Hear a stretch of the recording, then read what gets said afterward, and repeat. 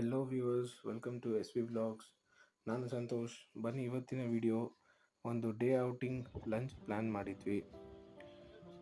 So ನಾವು ಹೋಗಿರೋ ಜಾಗ ಏರ್ಪೋರ್ಟ್ ಹತ್ರ.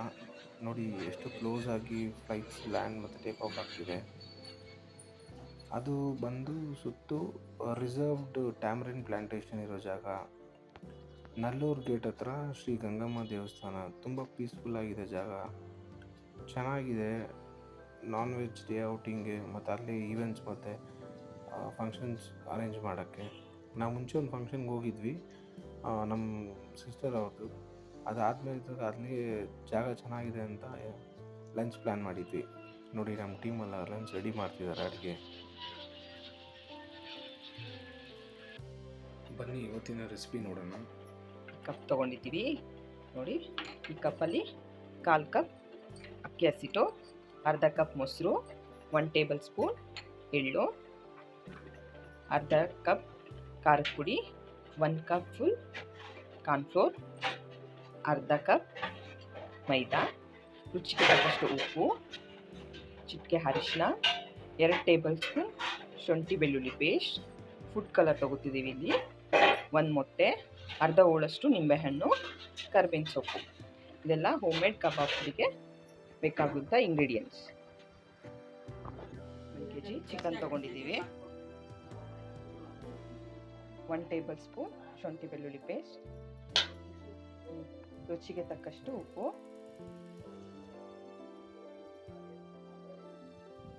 1/4 ಟೀ ಸ್ಪೂನ್ ಅರಿಶಿನ, 1/4 ಟೀ ಸ್ಪೂನ್ ಅರಿಶಿನ, 2 ಟೇಬಲ್ ಸ್ಪೂನ್ ಖಾರದ ಪುಡಿ,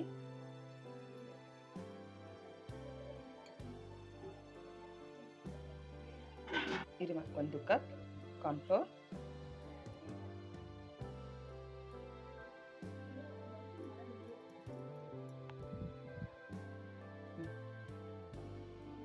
ಅರ್ಧ ಕಪ್ ಮೈದಾ, ಅರ್ಧ ಕಪ್ ಮೊಸರು,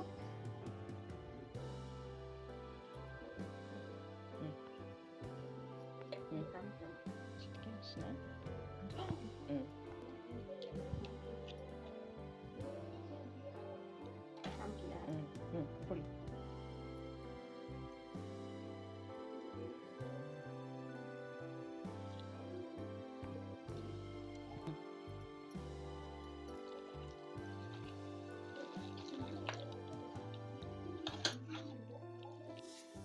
ಚಕ್ಕೆ ಲವಂಗ ಪುಡಿ 1/4 ಸ್ಪೂನ್ ಹಾಕ್ಕೊಳ್ಳಿ,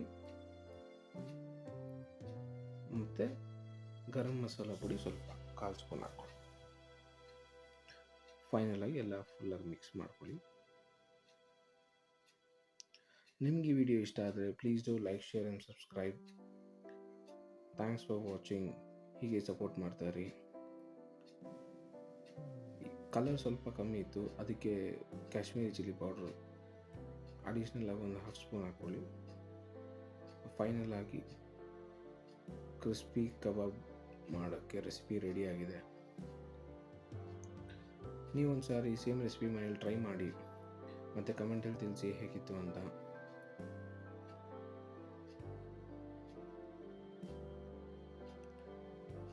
ಸ್ವಲ್ಪ ಗಾರ್ನಿಷಿಂಗ್ಗೆ ಎಳ್ಳು ಮತ್ತು ಕರಿವೇಪಿಲೆ ಹಾಕ್ಕೊಳ್ಳಿ.